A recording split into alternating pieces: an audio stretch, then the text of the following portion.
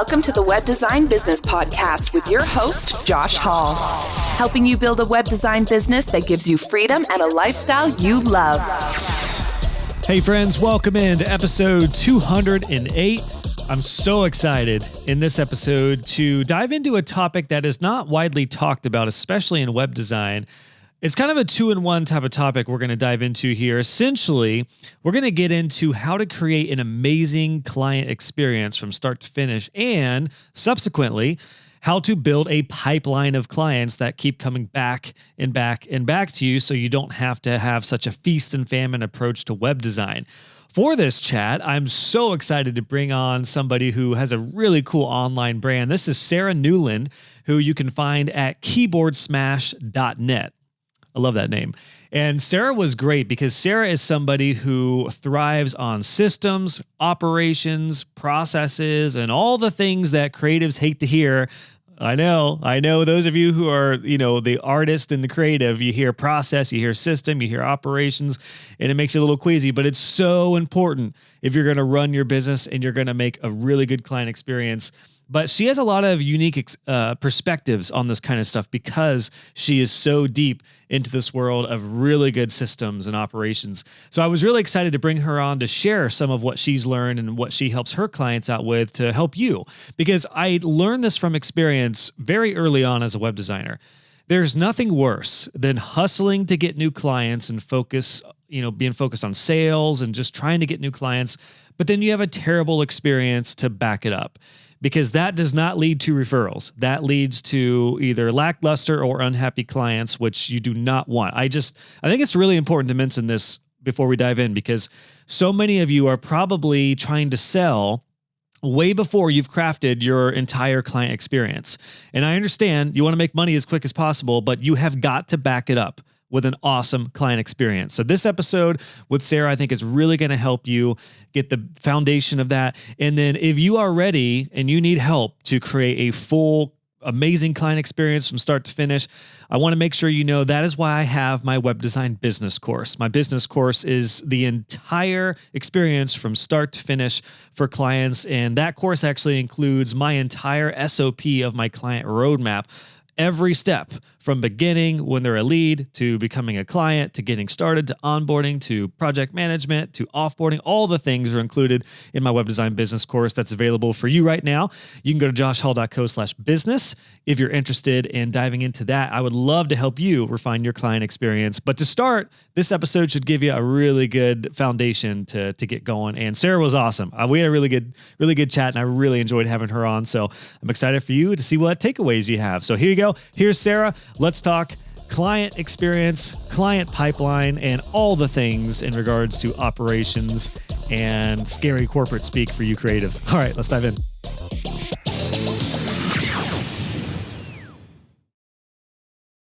Sarah, welcome to the podcast. Thanks so much for taking some time to chat today. Thanks for having me. Love it. I love our British connection. I do. I love the Brits. I have to admit, we have a mutual friend in Adela May who's been on the show before. She's one of the most active members of my web design club. And she was like, you got to talk to Sarah. I think you guys would hit it off. And I checked your business out. First of all, I love your business name, keyboardsmash.net, which I highly recommend everyone check out. But it sounds like you've got a lot of perspectives and experience just with kind of like online digital business in general. And there is, I think, a load of topics we talked about getting into, but what I'd love to kind of hone in on that we really haven't talked too much about on the show so far is when you're starting out in business and, how to build a pipeline of clients, but also what to watch out for with like expenses, which I found that most people just, they don't talk about it too much. So I'm super excited to chat about this with you. Yeah, I think nearly 5 years in business. So it'll be 5 years in October. So what are we in? July at the minute. So upcoming 5 years. I've talked to a lot of business owners. I've worked with and talked to a lot of business owners in that time. And I feel like I've just collated this like encyclopedia of knowledge about all things kind of, I was going to say basic business, but I don't want that to sound like that it's then only for people that are early on, because the advice that I give to businesses that are same as me, 5, 6, it's still, some of it is maybe, basic business stuff. It doesn't mean that it's basic just for new beginners. I think like anyone can take something from it.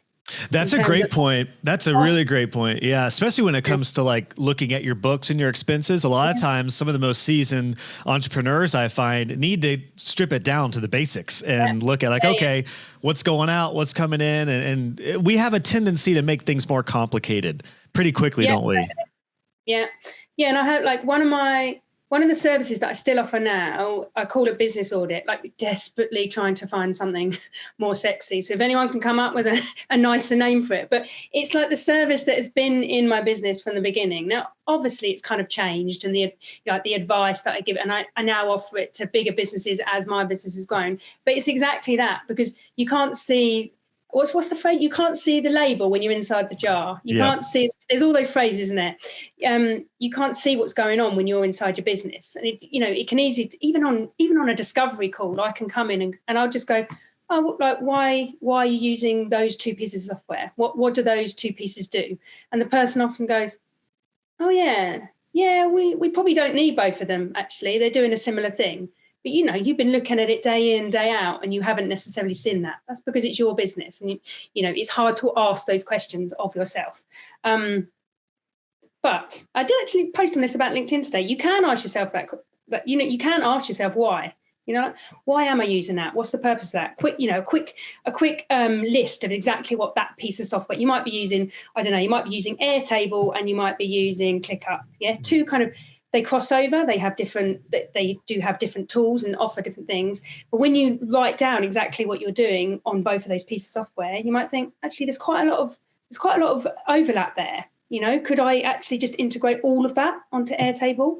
Then you can get rid of a subscription. So it's actually, tangibly money that you could be saving, but also like the time and effort flipping between 2 systems, and asking teammates or collaborators to skip between 2 systems.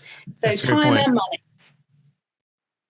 Yeah, I was just thinking, like, that's the danger with having a lot of different systems, is it's really hard to find an all-in-one solution for everything, especially for web designers. As far as, like, I don't know of any system that is the perfect, like, invoicing, proposals, contract, project management. Like, there's a couple I pieced together. I always used Basecamp for project management, then 17 Hats for all of the invoicing and stuff. But I still had a very, very light suite of platforms and subscriptions compared to most web designers I knew. Most people had like 10 different platforms. I'm like, first of all, it sounds intimidating, sounds confusing and complex, and those subscriptions do add up, don't they? Like $9 a month here or there, that can add up, especially when you're just starting out and you got to be as thrift as you can.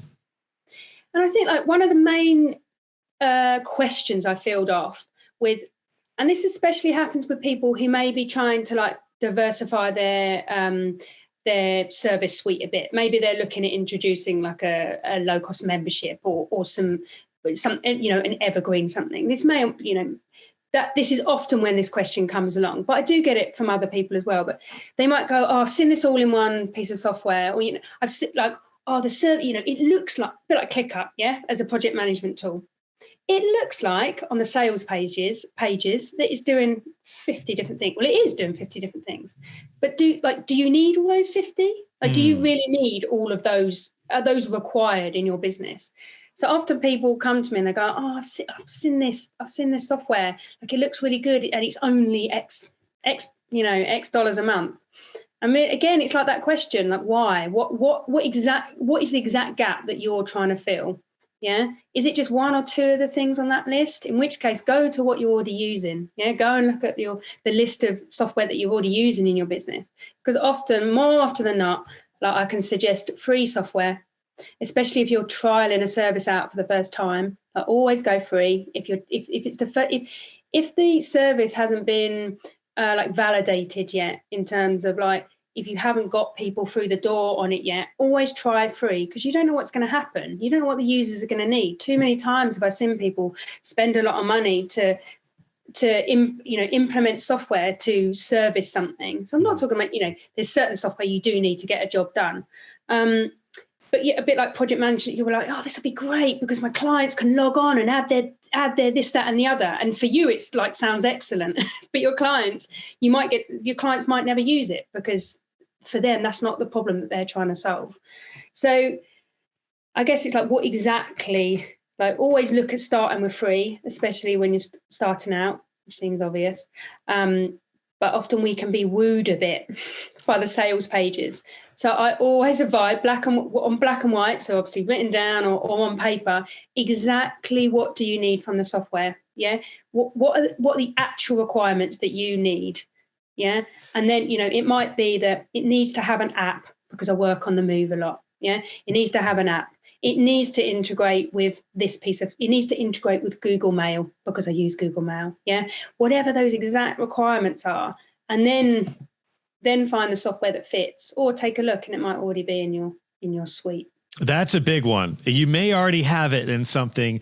And what I found as a web design coach and as a web designer of decade plus is our biggest challenge as far as business owners as web designers is to avoid the shiny object syndrome. That is the biggie, because it's like, oh, well, I'm using Asana, but like this other platform, maybe a little better. A lot of people are using this now. And there is a time I found to pivot. Like when I upgraded to Basecamp, I was a little leery about it at first, but it ended up being really good for my business. But a lot of people were doing things just in Trello or just in Asana or different platforms, and it can be fine. Like what I found is whatever works for you, as long as it's working and working well, just stick with it as long as you can. You've got to avoid looking at these other options that come up, the shiny object syndrome, because it is real. We get FOMO a lot, or we get a little jealous when somebody else has a cool new toy. And then often, let me know your thoughts on this, Sarah.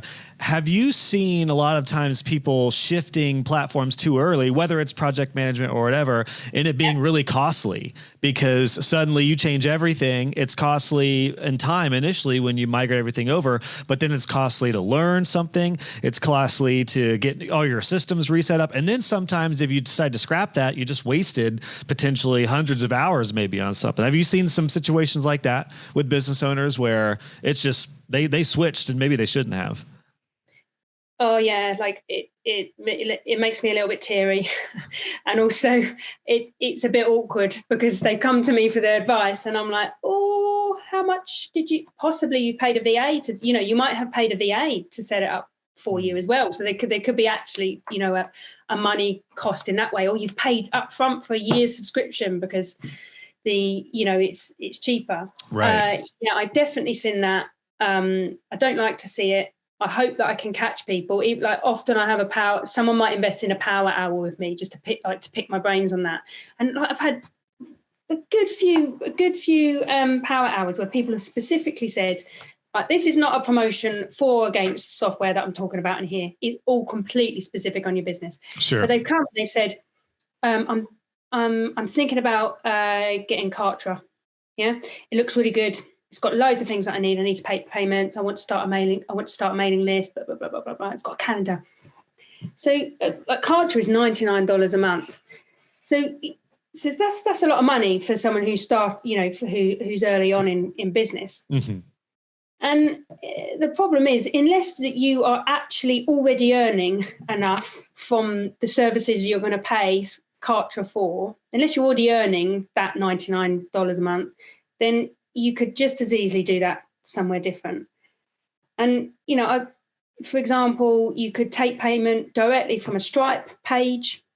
You can run a membership through a Trello board. You can, there's all that you can use MailChimp, MailerLite for free. Like these are all ways that and yes, it's not integrated, but unless you're launching a membership, for example, with 500 subscribers straight away, you'll probably maybe get like 10, 15 people. You can do it all through those platforms and then upgrade when you've got the money to do it. But yeah. I do see that.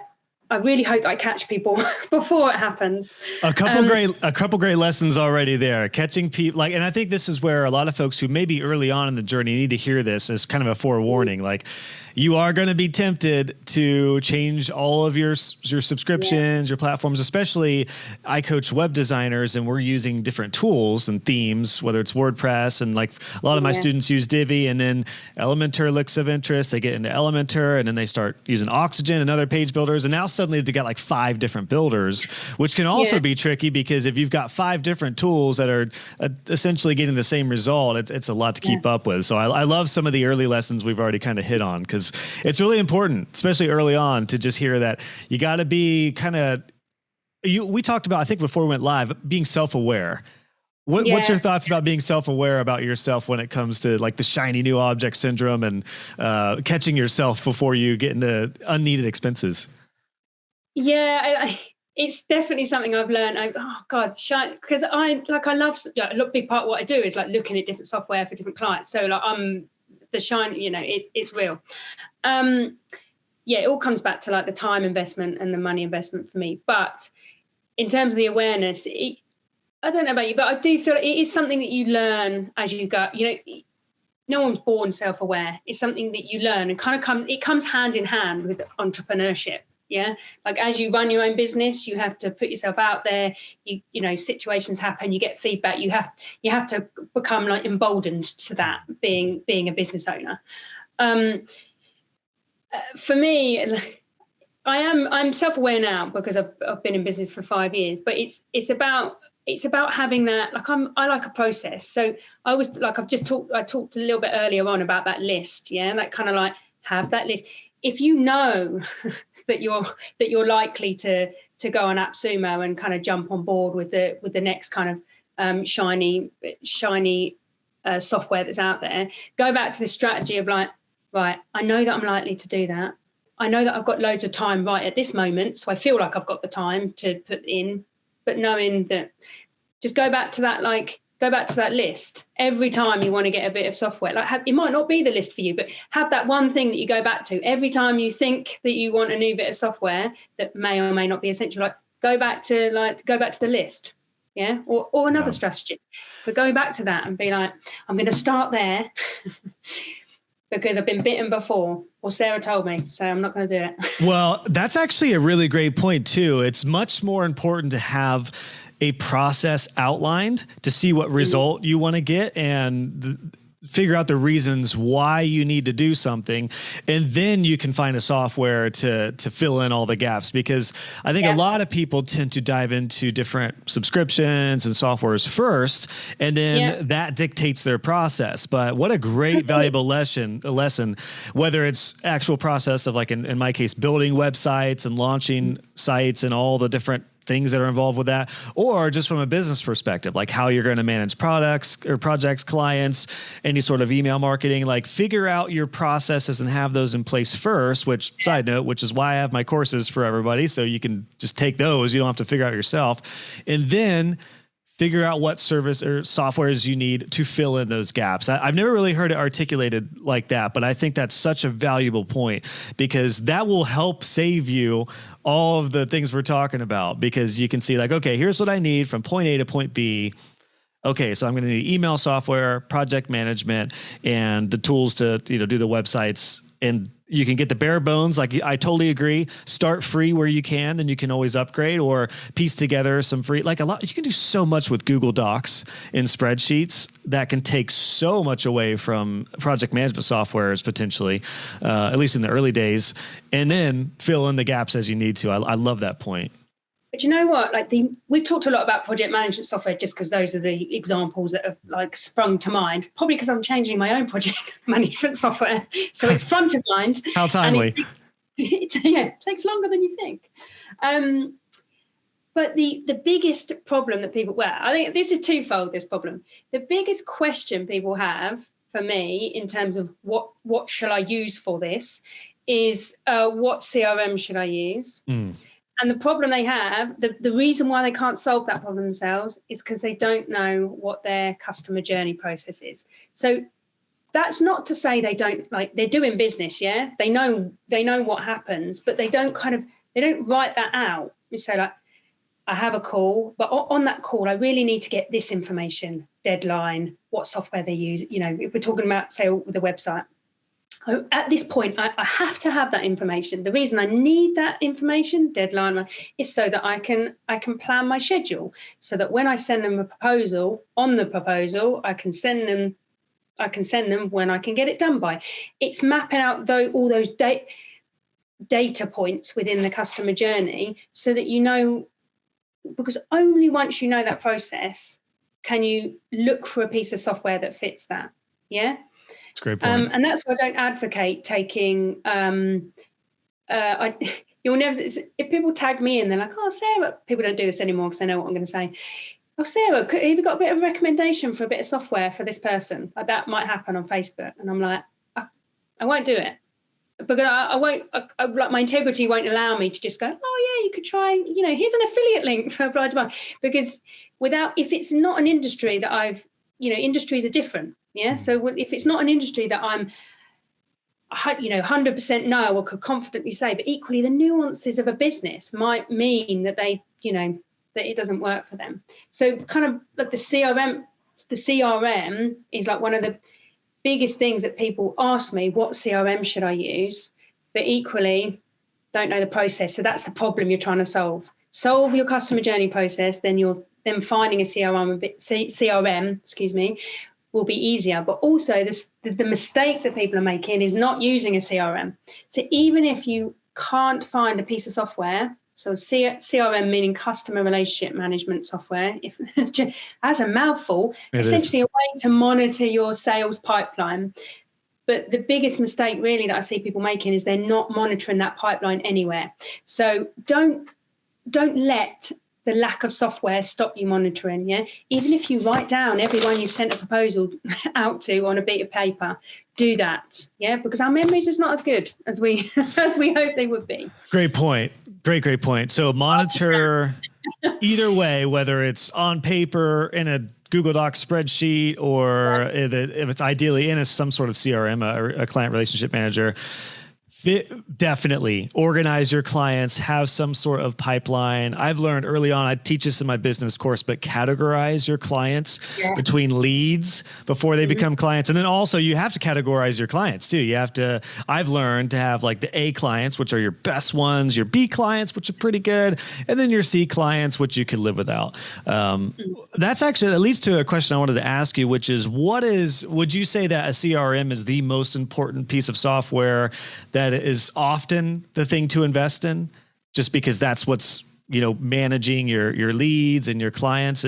I guess my question would be, what is like the most important piece of software that you generally advise people invest in? Well,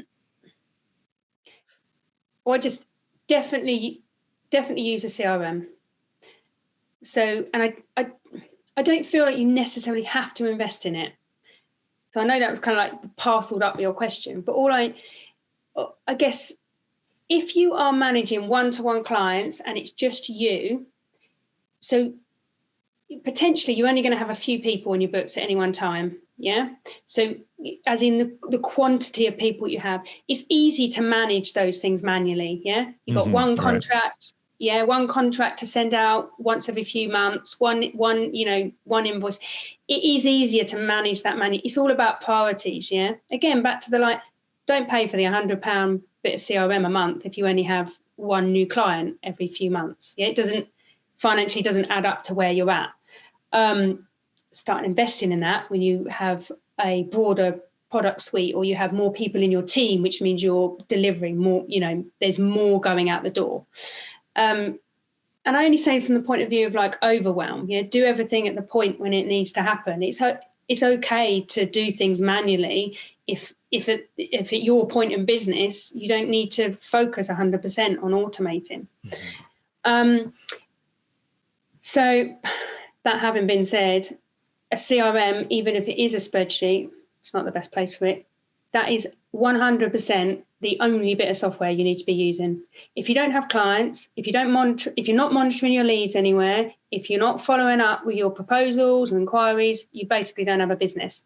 So the CRM whatever you want to call it, pipeline, sales pipeline. That is the only thing that you need. But I don't want that to be a barrier. That's why I joke about just having a bit of paper, even if it's a bit of paper. I'm not suggesting that's the best way, just that do write it down. You're totally right. From the very start, I learned there is a bucket for before they even become potential leads, there's qualified leads or questionable leads, like some sort of funneling system before they even get into my system, because I don't want the tire kickers who are just not going to be a good client. Especially early on, you want to take on everybody, but I've learned you got to start weeding them out and filtering them out as quickly as possible. But then the task becomes their leads. Okay, their leads. Every person that fills out the contact form who wants to get a proposal is not going to be a client. You're never going to close 100%. You don't want to close 100%. Your rates are probably too low if you're doing that. So then it becomes like leads that are hot and that you want to follow up with and actually convert, or leads that may potentially be in the bag for later time. But storing those leads, I think, is what you're getting at, is crucial. Like, where are you going to, have a database for these people?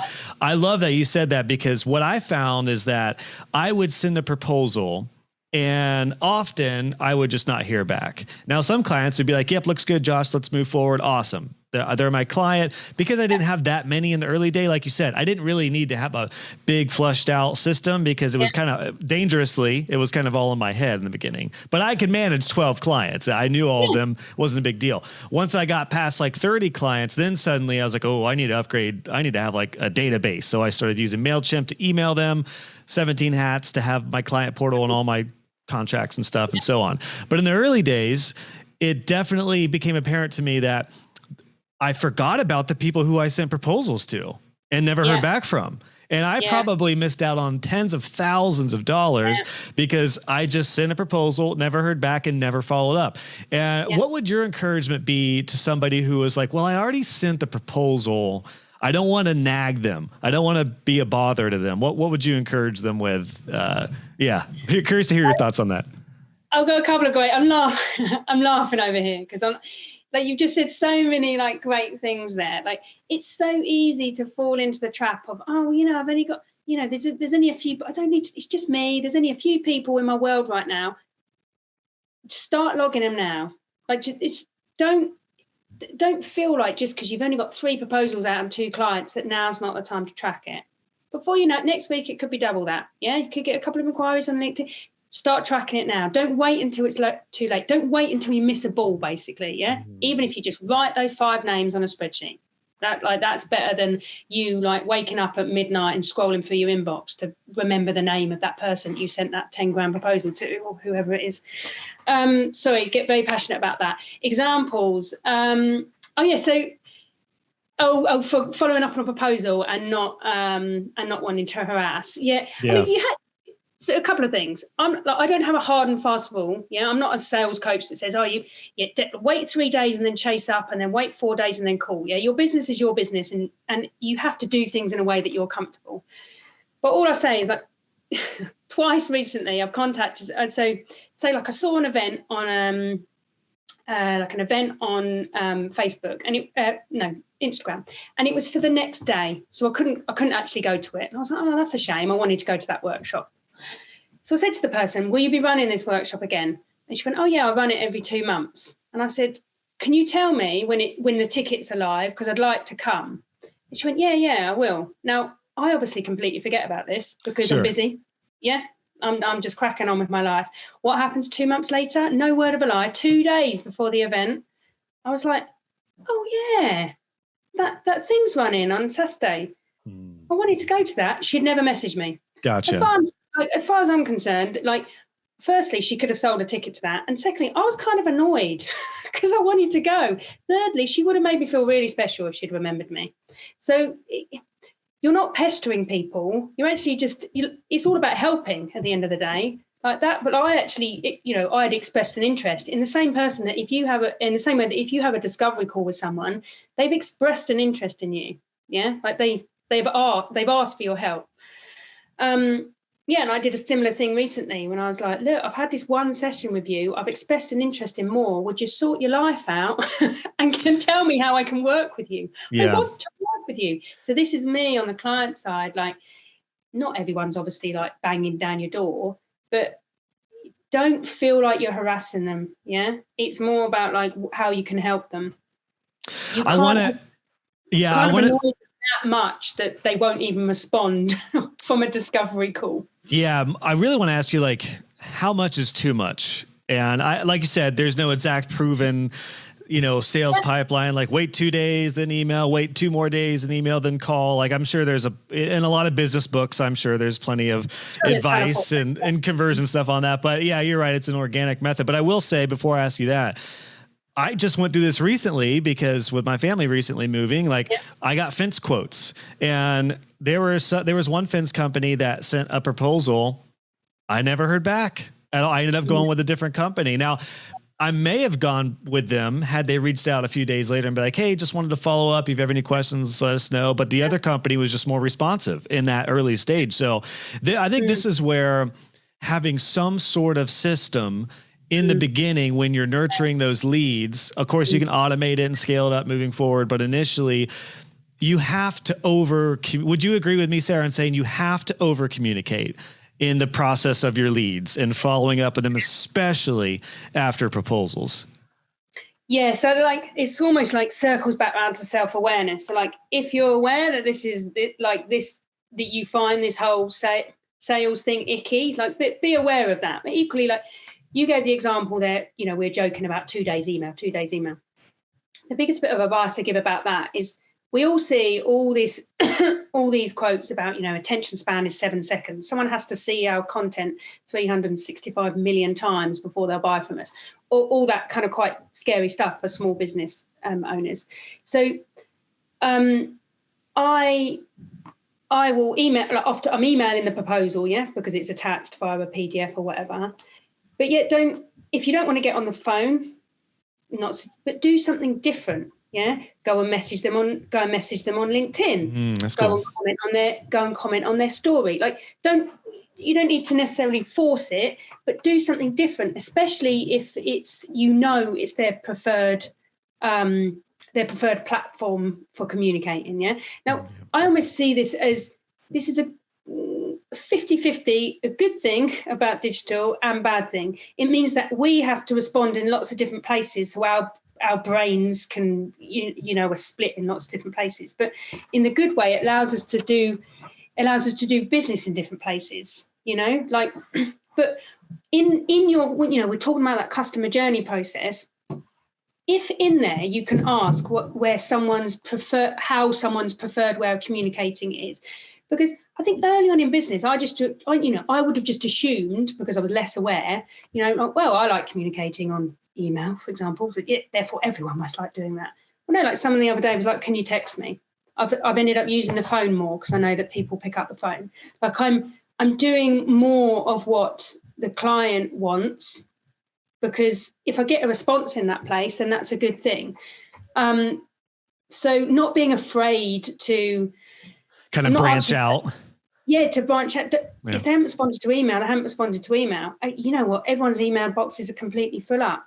Can you do something different? Is there some other way that you can reach them in a natural way? I like the idea of branching out. I'm very conflicted with having business stretch across multiple platforms just because it makes me very uncomfortable. But that was one of the burnout point. Not a burnout point, but I got so frustrated because I had communication on Facebook Messenger and LinkedIn at one point, and then people were texting me, and then I was like, all right, I can't. It's just too many different places. I don't want to be on a walk with my family and my clients texting me about an issue with their website. Like, I had to learn to kind of reel all that in. I'm talking about the proposal, the winning stage. I do not advise that clients Yeah. Yeah. When we're working together, we communicate in the allocated place. Yeah. But Well, that idea though of even branching out and just even mentioning it, like you could always funnel people back to email or back to wherever you're talking. Just mention. I do like the idea of being present elsewhere. One thing I've learned too, and a lot of the benefit of using a software for like a proposal, for example, is most of them now will show if they've been seen. So that's also really beneficial. Yeah. Like I remember with 17 Hats, once I found out that, I could see when they viewed this. So I could just ask and say like, hey, I saw you viewed the proposal. Let me know if you have any questions. That's really beneficial. Additionally, I'd like to hear, I think before we went live, we were talking about how you and I found out that we like deadlines and we need to have deadlines to get something done. That's also a benefit with a proposal is if you give them like, this is valid for 30 days, you can kind of schedule the follow-up sequence to that. Do you have any thoughts on that about having like a proposal that has a deadline to help you follow up? Yeah, well, I think it just makes business sense that you have a proposal deadline because prices changes. Prices change. I actually saw quite a funny LinkedIn post on this the other day where someone was saying someone had returned after a year and said, I'd like to go forward now. And they were like, oh, great, but it's just my prices are this now. And they were surprised. And I was like, blimey, we're talking about a year, like a lot happens in business. And someone gave the example where someone had asked for the prices to be after 4 years. And I was like, wow. I mean, so just from a business protection point of view, I'd always advise that 30 days, just say prices are valid for 30 days. The other thing that I do from a deadline point of view to help me is I look at depending on what the service is, but like I look at my availability, and it would have gone from what we talked about on the call. Yeah, we might have, if we're talking about a 1-day process audit for a business, we've had a little chat about what's going on in the team diary. Yeah. So on that email, I will always give availability of when I can start, which means that for me, I'm not holding the time at all. I'm not putting that aside in my diary. I'm placing that in their brain as like, we can get started on this work in that time. So it gives me and them a deadline. So I do it in that way as well. The deadline on the proposal I find is more just like a protection point of view, but the deadline for me is when I can that's the one that helps me to stick to it, because I'm like, God, if I want to win that work and get that money through the door, I'm going to have to chase up on them, because I said I can start on Monday. Yeah, good point. Backtrack. I need to. That's a great point. Into it. And that kind of leads me to the question I kind of roundabout hit a little bit ago, but I'd love to really get your idea on. And that is, how much is too much when you're following, and that was on me. I kind of redirect us, but I don't want for anyone who was like, I wanted to hear about that. How much is too much? I always felt like 3 follow-ups more often than not. I know some situations might be a little different. I'm sure it's not a question where there's an exact formula, but I always felt like 3 is generally enough. What are your thoughts on that? Yeah. It is interesting because I did used to do everything on email, and I would have gone with 2 I would have gone with 2 follow-ups reasonably close together, as in like week and then like 1 week and then a couple of weeks after. And then I would send, and then when I'm doing like a review of my pipeline, I would go back after about 3 months. Yeah, so you might see that as 2 or 3, but that's about what I would do. So over the course of like 2-3 weeks, I would do 2 follow-ups, and then I would be doing like a big review of everyone in my pipeline that hadn't converted, and I would be happy to contact them if I hadn't heard anything after 3 months. That feels comfortable to me. Like that feels like a comfortable level of kind of. Since and this is just in response, for me, it's in response to the marketplace. I used to do everything on email. The reason I've diversified that, because I very much hear what you were saying in terms of like, I can't be having everything in all the different places. I've just found that people's attention span and people's overwhelm is real at the minute. So I found that contacting them where they are is more helpful to them, just in that proposal stage. So since doing that, I would have more touch points. That I found that there are more touch points, but those ones are less structured. They're not planned. I don't go, I'm not going to LinkedIn specifically to find that person to write something useful. It's just that I happen to I happen to see their content, so I do, but so those are more natural touch points. But the more formal follow-ups, I would say that 3 over, initially, and then over 3 months. Gotcha. Yeah. And that makes sense too, as far as like, kind of hitting people up in different spots or connecting with them elsewhere when you don't have a large amount of clients. Like, that's the beauty about web designers. We don't need that many clients to create a 6-figure business. So it's manageable. But like you said, I still back you up in saying that in the proposal process and the getting to know you phase, it's okay to branch out and connect with them where they are. But definitely once the project gets going, you gotta reel that in and make sure they don't get too comfortable DMing you on Instagram when it comes to actually working together. No, I mean, and the way I kind of deal with that is like, so I'll run everyone. All my clients speak to me via my project management software. So most clients who I'm working with will be using Trello because there's a low barrier to entry, like for kind of consultancy work.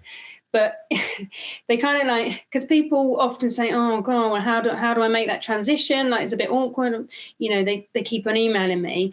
Essentially, if you ask me something on Trello, I'll respond to you straight away. If you send me an email, I might respond after 3 days because my inbox is overwhelming and I don't like to respond in that way. So it actually takes me longer. So and when I'm mentoring VAs, this is often a problem that VAs have, that their clients are messaging them in lots of different places. And I just say, once you break it down, and you can do this, for yourself and your own business, when you're like costing up your services, often you're costing up like how long it takes you to actually do the kind of like web design work. If you're dealing with a client who insists on messaging you on lots of different platforms and you have to spend time like reading that, bringing it into the project plan, that's actually additional time that you haven't costed for in your project. You kind of imagine if you added that time on, what the client might say about it. You go, oh yeah, here's the fee, and then this is the fee for communication time because you didn't, obviously you wouldn't say this directly, but because you didn't kind of stick to my process. When I say this to VAs, I'm like, how long does it take you each day to take a look at your text messages and put all those actions, on your to-do list? If that takes you 15 minutes a day, that means you're charging your client over the week. You're charging them an extra X amount of time. Therefore, it's not serving them. It makes it easier to change when you see how like following these kind of like those loose processes, as in communicating lots of different places, how it actually impacts your bottom line. It's a waste of your time. You haven't counted for that in your costing. So that can be kind of like a prompt to help you bring it into one more streamlined place.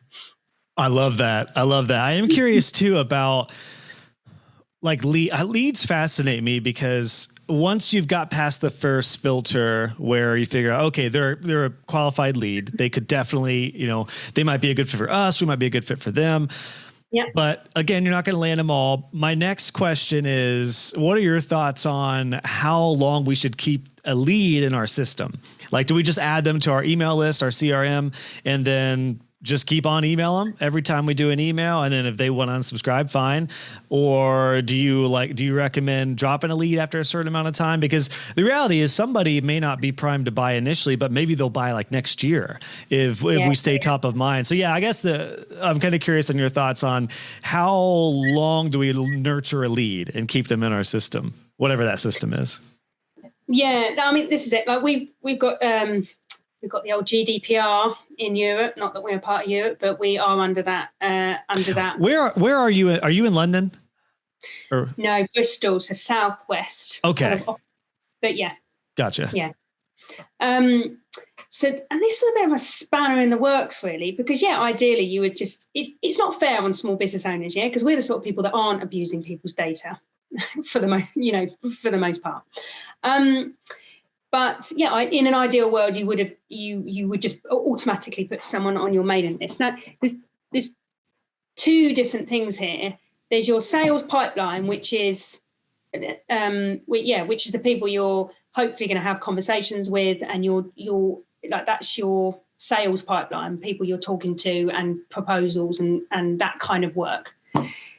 Your mailing list is like, those people may never buy from you. They may just like reading your content. Like they're two different spaces in a way.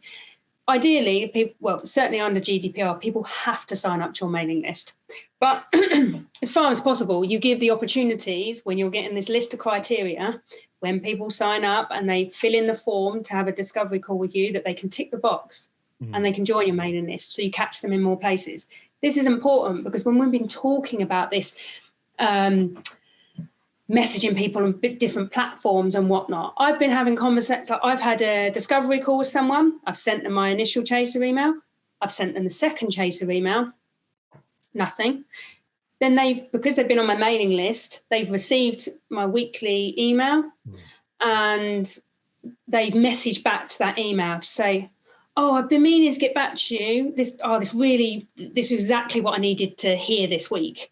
Can we go ahead with the X, Y, and Z? So the email, like your general emailing, could be a part in the proposal process to help convert them. Yeah, and that has happened. Yeah. So I think there's this idea that I don't know, the whole mailing list thing can be quite overwhelming. Like, oh, you need to build a mailing list. I'm not saying you don't need to, but there's lots of ways that mailing list helps you. Yes, you can sell to it, but when you're not directly selling to that list, it's still building that communication with your business. It's still, even if people don't read it, it still lands in their inbox. They'll just see your name. That's another of those 365 million touch points that we talked about. Just see, it's another place where they see you, even if they don't read it. It prompts them, it reminds them. Yeah. So yes, definitely, as far as possible, if they're in your sales pipeline, ideally they would also be on your mailing list. It just, for the UK, we just have to be a bit more careful about data.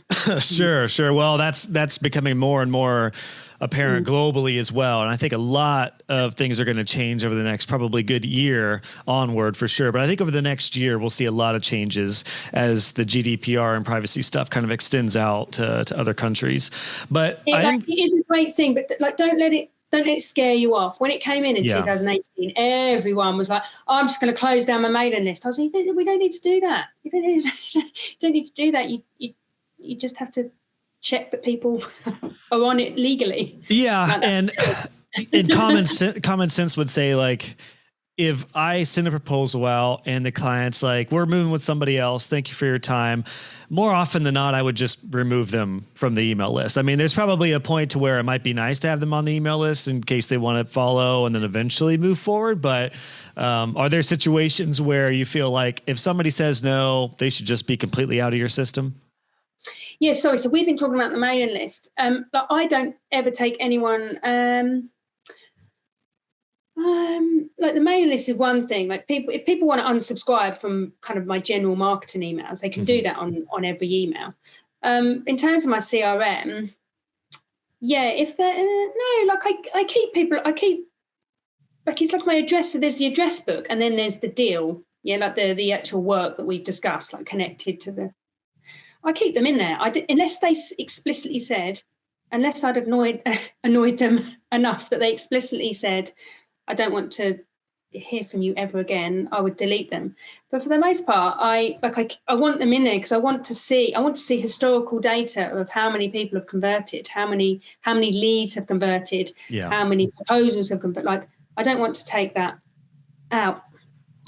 Yeah. Okay. That's cool. That's a good point. That's a good way to frame that. Yeah. Ideally, I would leave it in there. Yeah. Okay. I like that. Yeah. Because again, they could always unsubscribe. Which, make sure if anyone's listening and emailing, no matter if you're using ConvertKit, MailChimp, whatever, you have to have unsubscribe in there as an option. That is, I don't think you can actually set it up now with that. Like, it's so built into the software.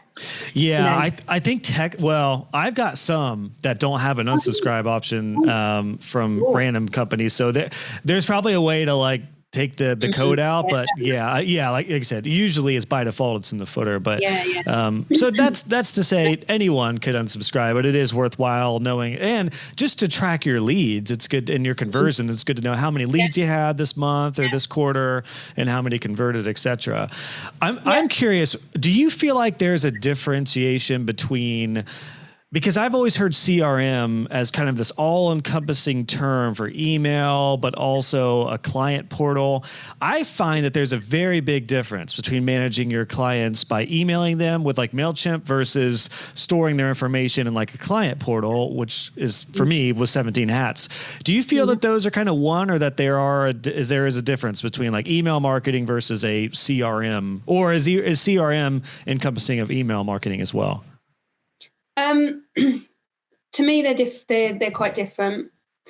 Like the CRM, whether that include like 17 hats, 17 hats includes your proposals and your invoice. For you, yeah, it includes all those things. Yeah, it like mine doesn't. Yeah, so mine is just like monitoring of my sales pipeline. For me, the CRM, I know everyone in it. I know the names that are in it. I've spoken to lots of those people because they're already like moving through. But I know who they are, yeah, because whereas the mailing list, people have got themselves on there themselves. I don't necessarily know who they are. I don't necessarily know where they all came from. The people who are in my sales pipeline, when I go in, I might know it in my head, but I also know it from going in. I'm like, oh yeah, that was a referral. Oh, I met that person at networking. Oh, that person commented on a LinkedIn post. Oh, that person, those people, I know the link there. Whereas for the mailing list, I can see how they got onto my list, what what form they signed up on, or what lead magnet they downloaded. I can see that, but I don't necessarily know that person. They could be completely, like new to my business. And I will say a super, super valuable tip I wish I would have heard early on is, and I know tagging can be a little complicated and overwhelming in some systems, but have a couple different tags for your email list to where you have people who signed up and are the randoms. You've got people who were leads but didn't follow up or didn't, move forward. And then you've got your actual client list. Those are so important. That way you can differentiate your emails potentially, because if you want to email your current client list with a special deal or a promo or a new service, you don't necessarily want to offer that to everybody. So that's I learned that big time as a course creator early on, as I was like, oh, I need to make sure I don't email this to everybody. This should just go to my students. I have a very complex set of tags in place now with different courses and levels and stuff. But for the basic web designer and business owner, those three, just the main email list, the general list. You've got your leads who, came to the door but didn't move forward but still might be primed. And then you've got your actual client list. So what are your thoughts on that with making sure that you have your leads categorized and tagged? Oh, yeah. I remember having a conversation with like a co-working space and they'd opened new, and it was the January before COVID, right? So January 2020. Where are we? January 2020. And I remember having a chat with them about the system, because I was one of the first to use it, like booking into the space and whatnot. And just naturally, I was interrogating them because I wanted to know how it worked. And I was like, oh, so there was a box about like you've missed an opportunity there. Yeah, you could like add a box there. She was like, oh, well, we're not really planning on marketing. And I said, oh, what about if you wanted to contact everyone because you were closed, everyone that might book in? And she was like, oh, yeah, well, it doesn't really seem like something we'd need right now. We'd probably just message them. Well, lo and behold, 3 months later, they had to close. And I just always remember it. Like, if they'd had this, well, firstly, they would have been, they would have been able to contact everyone without ticking the box. But I know that they didn't have a central list. But just imagine if they knew that they were going to have to close because of COVID, obviously, we all got those millions of emails from. Right. They could have just gone on to MailChimp and gone, okay, everyone that's ever booked on, we need to send them a quick email and say, really sorry, we're going to be closed. We look forward to welcoming you back soon. Yeah. Whereas they would have had to send out an individual email. And I know because I received it to say, because they didn't have that list in one place. So that is, and that would have gone to tag him, because they would have had people that were just interested in marketing. And then there's people who have actually booked before and are like, regularly attending the space. Yeah. It's all about, even before you get down to anything more complex to like segmenting your marketing messaging, to say I want to know when a VA joins my list, I want to know whether they're new to business, whether they're a couple of years in, I want to know their level, as it were, because I have different services that will suit VAs at different levels. Yeah. So that's like more complex segmentation. Before you even get to that, like I want to know if they're a VA. I want to know if they're a service-based business. But yeah, definitely get some basis of tagging in place. This conversation has kind of helped me visualize what I would consider the three main buckets of client relation, and everything from when they become leads and then become actual clients. And then hopefully you can nurture that relationship with them at scale eventually when you have more than a dozen clients or so, and that can turn into more repeat business. To me, it is some sort, and maybe the terminology might be a little bit different, but some sort of client relationship manager, which would be like some sort of client portal where you have all your client details. That can, for me, 17 hats, it includes invoicing, proposals, contracts, and all that. You can do questionnaires, all the good stuff. But that is different from project management. So I would consider number two being a project manager, that you actually keep all communication and everything centralized in something. Asana is great. You mentioned Trello, which is kind of a task manager, but I know a lot of people use that as project manager. There's no barrier to entry. So yeah. And then the final piece is some sort of email system, like some way to continue to contact your leads and your current clients and keep them engaged. The email, so the CRM would be the initial process and the client pipeline aspect. And then of course, as they move forward, project management is during a project, but the email piece seems to stretch throughout everything. It's like in the beginning, you can keep them on your general list. And like you said, have more touch points, but then definitely for follow-ups and ongoing relationships. Is that kind of fair to say that those are like the three main pieces when it comes to client pipeline and client management? And I know we've kind of gone in and around different aspects of having a client pipeline, but is that kind of the way you see it as well? Or is there another piece that I'm missing? Yeah, no, totally. I think, that's totally it. Like I know one of the things that, like, I don't use 17 hats, or like another, similar to one to that is Dubsado. I know one of the things that people lament is that those software don't have or like project management tool in them. And I'm like, well, no, because it's not related to the customer journey. Like it shouldn't go in there. Like don't try and complicate it, because people are like, well, the only two bits of software you need in your business, but they are saying that they need project management software and client management software. But no, you definitely, the email marketing is the one. Those are the three. Yeah. Sure. And I just wanted to kind of clarify that, because after this whole conversation, it just kind of became apparent to me that when somebody is especially early on, or their experience and they're reevaluating all their subscription stack, I definitely feel like you've got your processes for all these different things.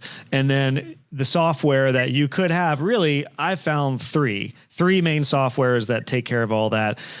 MailChimp is what I use for email, 17 hats for invoices, proposals, client management. And I always use Basecamp for project management, but there's tons out there. Asana is a great option. And even for email, there's a bunch of free options. I think MailChimp is still free right now, up to like 1,000 contacts. I probably wouldn't advise it on the free plan though. It's quite, you can't, it's limited. very limited what you can do. Gotcha. I would advise MailerLite on the free plan.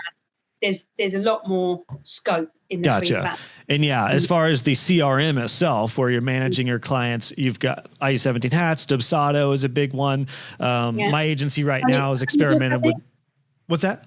Honeybook is quite a big one. Yeah, Honeybook's a huge one. Sweet Dash is what my agency is using right now. It's got a little more functionality than 17 hats. But like you said, to be honest, I know everyone wants an all-in-one solution, just like I did. But the problem that I found with all-in-one solutions is that they're not very good at all the different things. So it's like they're okay at a lot of different things, but like the CRM may not be great. The project management may really not be great. And the email function may be really limited. They may be limited on tagging and stuff. So I personally think, you could do a lot of the most important thing is to have your systems in place for all these three categories. And then you can always, like we've talked about this entire conversation, start free or start cheap or start monthly, and then go annual or go, update as needed. That's really what I learned in my journey in regards to client pipeline, client relationships and retention and all that jazz.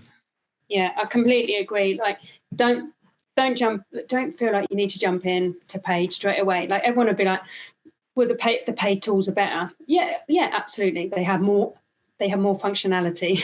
That doesn't mean they're better for your business. And you don't really know until you get in there and try and see what you do like, see what you don't like. Things change. Things change with how you run in your business. Things change with the services that you're running. I think there's this idea that, like, you need to make a decision because you're never going to change, that you don't want to change. Sorry, just that you are. If you're in business for the long haul, things are going to change. You are going to want to change because new software will come out. The software that you're with might not move with the changes. They might go, like, it's just inevitable that you're going to have to change. So don't feel like that you're kind of in it for the long haul. And also with the all-in-one software, if you do change your mind, it's if something really goes drastically wrong because there's a real deal breaker that they don't include that you're going to need, it's a lot to move. It's a lot to move away from when you're all in on one piece of software rather than spreading the load. That's a great point. It's kind of funny that in the beginning we talked about the danger of changing softwares, but this is a really good point that you do need to make sure the softwares that you do invest in evolve and change with the times. And this obviously I preach this with web designers, but the tools you choose to build websites and to build your business on, it's so important that you look at the company and the community behind it to make sure that it is something that is going to be around for the long haul. And there's none that come to mind. I mean, I know a lot of hosting companies that have gone downhill. I don't know about project management software, CRMs, but a lot of these companies do get bought and sold and then they change dramatically. Like, to be honest, I use LearnDash to build my courses.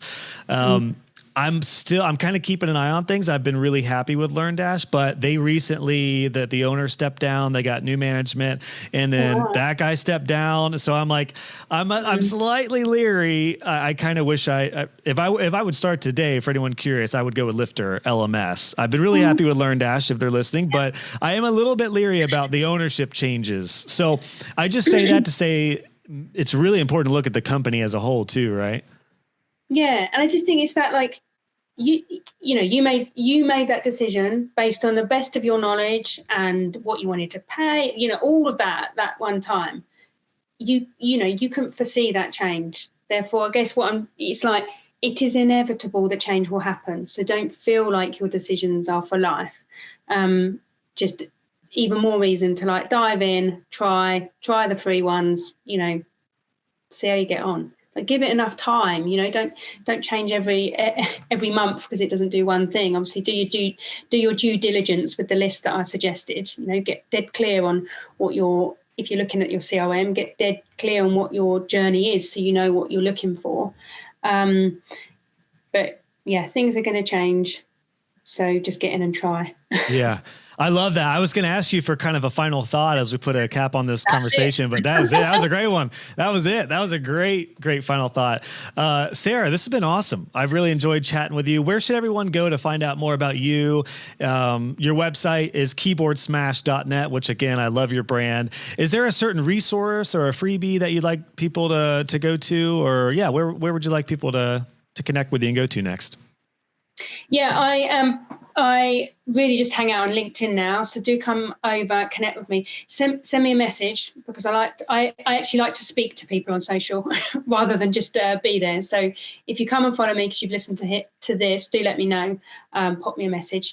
And on my website, there's a page called Help Yourself, and that's got free stuff that you can help yourself to. So take a look there.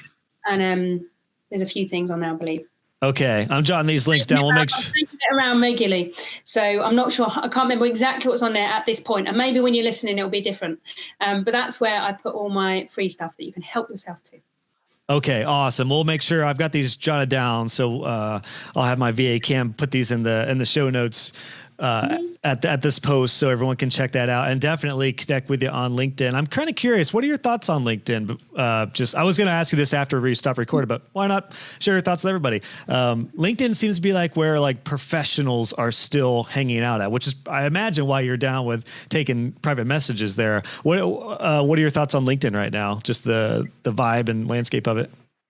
Yeah, this is a good time to ask me, because what I decided was in April, so it's been 3 months, I was like, I'm going to go all in on LinkedIn because Instagram has changed. I'm very happy to do video content. I love talking, but I'm just not getting what I'm all about hanging out where I'm having the best time. Yeah, like where I go to networking meetings, which some of them are kind of like more global, but often they're like more local online and in-face networking. That's where I go for business. And I like doing that because I like talking to people. I like meeting people. But I just kind of like the love was falling out of it for me on Instagram. So I thought, well, I'm going to run LinkedIn and Instagram alongside. I'm going to go all in on it. Yeah, and I've been really enjoying it. I found that there's a lot more scrolling on Instagram now and not as much conversation. Good point. Visual business. Yeah, it's a service-based business. I don't need to visually be selling any products. But what I find on LinkedIn is that there's lots of conversation. Yeah, so it's not like people are all up there kind of constantly selling their stuff at you, but it's interesting. I'm always learning something. I read a post, I make a comment. So there's conversation in it for me, like the social part of social media. Obviously you get all the kind of like rubbish that you don't necessarily want to read, but that swung it for me. That's a really interesting distinction right now between Facebook or Instagram and LinkedIn for sure. I totally, because I'm not active on LinkedIn at all right now. But I could definitely see, I feel like because my model right now is coaching and web design students, I'm much more focused on Facebook, where a lot of web designers still hang out, and Instagram. Yeah. However, if I was working with small businesses as a web designer, I would 100% be on LinkedIn. That would probably be my main thing. What are your thoughts on Facebook? I like the difference that you mentioned between LinkedIn, because it seems like Facebook or LinkedIn is kind of what Facebook used to be. That's kind of the way I picture it right now. Yeah, this all comes down to like your personal preference, isn't it? Like if you're going to spend time on a social platform, you've got to want to spend time there. Before I started my business, I'd closed my Facebook account down. I reopened it because lots of things happen on Facebook. I'm in paid communities that are run through Facebook. So like I have to be on there, but it's not a space that I like to go to and spend time on. I find it very distracting. As much as I try and curate my feed so that I don't get stuff on there that triggers me or bothers me or affects me, it still comes up. So it's inevitable. Yeah. So for me, it's not a space that I kind of like to. I have always dabbed in my mind. I'm like, but I can't push myself to be there. So I'm not saying I never will, but for me now, I'm enjoying LinkedIn. So, and it's all about priorities. Yeah, it's all about, you can't be in all the places. Yeah, we have only got a certain amount of time to market ourselves, do our business, and run our lives and see our families. So I do one thing. So in terms of like advice, it's like, do the one thing, Yeah, that's great. Another great final thought from Sarah. A final thought. Yeah, I just say like scheduled content. I don't know about you, but scheduled content really stands out. Yeah. So I'm not saying don't schedule your content, but it's always really obvious if someone is just churning out scheduled content.